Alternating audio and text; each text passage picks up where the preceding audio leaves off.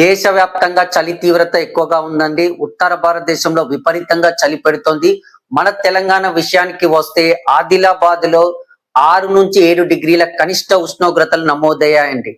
అదే విధంగా జనాలు బయటికి వెళ్ళాలంటే భయపడుతున్నారు. ముఖ్యంగా రాత్రి వేళలో కావచ్చు, తెల్లవారుజామున.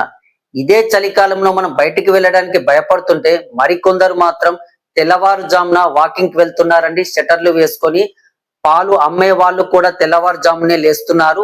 ముఖ్య రోడ్డు మీద మనం గమనించినట్టయితే అభాగ్యులు, భిక్షాటన చేసే వాళ్ళు చిన్న దుప్పట కప్పుకొని పడుకుంటారండి. పూరి గుడిసెలో నివసించే వాళ్ళు కూడా చిన్న దుప్పట్లు కప్పుకొని వాళ్ళ జీవన విధానాన్ని కొనసాగిస్తున్నారు. ఇదే చలికాలంలో చన్నీటి స్నానం చేసేవారు కొందరుంటే, మరికొందరు సూర్యుడు ఎండ వచ్చేంత వరకు కూడా లేవటం లేదండి.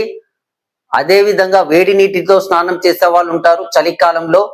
కొందరు చలి తీవ్రత ఎక్కువగా ఉన్న రోజుల్లో స్నానం చేయడానికి కూడా బద్ధకంగా ఉంటారు. ఉత్తర భారతదేశం గనుక పరిశీలిస్తే చలి తీవ్రత ఎక్కువగా ఉంటుంది. దక్షిణ భారతదేశంతో పోలిస్తే చలిని తట్టుకోవడం అనేది శరీర నిర్మాణాన్ని బట్టి ఉంటుందా, లేకపోతే ప్రాంతాన్ని బట్టి ఉంటుందా అనే అంశం పైన మనం ఒకసారి విశ్లేషణ చేద్దాం. డాక్టర్ సంజయ్ రావు, ఎయిమ్స్ డైరెక్టర్, తను ఒక విషయం చెప్పాడండి.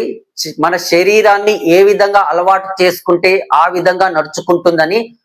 ఒక ఉదాహరణ, మన గ్రామీణ వాతావరణాన్ని పరిశీలిస్తే రాత్రి 10 గంటలకు పడుకొని తెల్లవారుజామున 5 గంటలకు లేచి పొలం పనులు చూసుకుంటారండి. అదే అర్బన్ ఏరియాస్ వచ్చేసి బెంగళూరు కావచ్చు, హైదరాబాద్ కావచ్చు, ఈ సాఫ్ట్వేర్ సంబంధించిన వ్యక్తులు నైట్ అవుట్ చేస్తారండి, మార్నింగ్ లేట్ గా లేస్తారండి.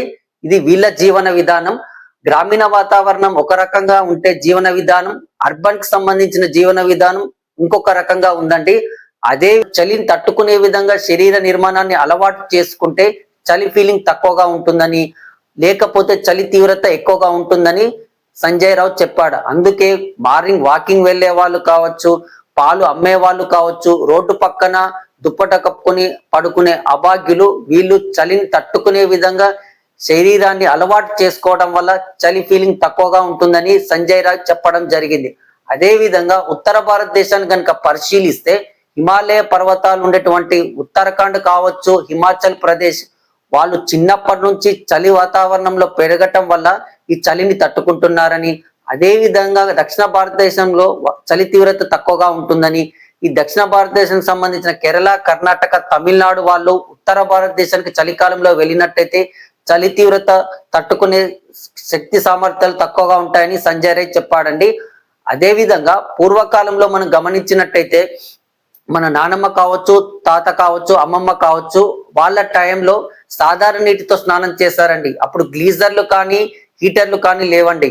ఈ ఆధునిక కాలంలో గ్లీజర్లు, హీటర్లు అలవాటు పడ్డ ముఖ్యంగా పిల్లలు గమనించినట్టయితే చలి తీవ్రత ఎక్కువగా ఉన్న రోజుల్లో గ్లీజర్ నీటితో స్నానం చేస్తారండి. చలి తీవ్రత తక్కువగా ఉన్న రోజుల్లో, సాధారణ రోజుల్లో కూడా గ్లీజర్ నీటితో స్నానం చేస్తున్నారు. అంటే వాళ్ళ శరీర నిర్మాణాన్ని ఆ విధంగా అలవాటు చేసుకున్నారు. కాబట్టి వీళ్ళలో చలి తీవ్రత ఎక్కువగా ఉంటుంది. అదే పూర్వకాలంలో ఉన్నటువంటి అమ్మమ్మ, తాత కావచ్చు, వీళ్ళలో చలి తీవ్రత అనేది తక్కువ ఫీలింగ్ ఉంటుంది. ఎందుకంటే వాళ్ళ శరీర నిర్మాణం ఆ విధంగా అలవాటు చేసుకున్నారు. కారణం పూర్వకాలంలో ఈ గ్లీజర్లు కానీ హీటర్లు కానీ లేవు కాబట్టి. అదే విధంగా కొందరు పేషెంట్ లో కూడా చలి తీవ్రత ఎక్కువగా ఉంటుందని ఢిల్లీ రామ్ గంగా హాస్పిటల్ మొహసిన్ గారు చెప్పారండి. ముఖ్యంగా మనం థైరాయిడ్ పేషెంట్లను తీసుకున్నా, అదే విధంగా డయాబెటిక్ పేషెంట్లను తీసుకున్నా, బీపీ టాబ్లెట్ వేసుకునే పేషెంట్లను తీసుకున్నా చలి తీవ్రత ఎక్కువగా ఉంటుంది. కారణం టాబ్లెట్లు వేసుకోవటం వల్ల. ఇది అంటే మన శరీరాన్ని ఏ విధంగా అలవాటు చేసుకుంటే ఆ విధంగా తయారవుతుంది. చలి ఫీలింగ్ తట్టుకునేలాగా మనం అలవాటు చేసుకుంటే చలి ఫీలింగ్ తక్కువగా ఉంటుంది, లేకపోతే చలి తీవ్రత ఎక్కువగా ఉంటుంది. ఇది చలి పైన నా యొక్క ఎనాలిసిస్.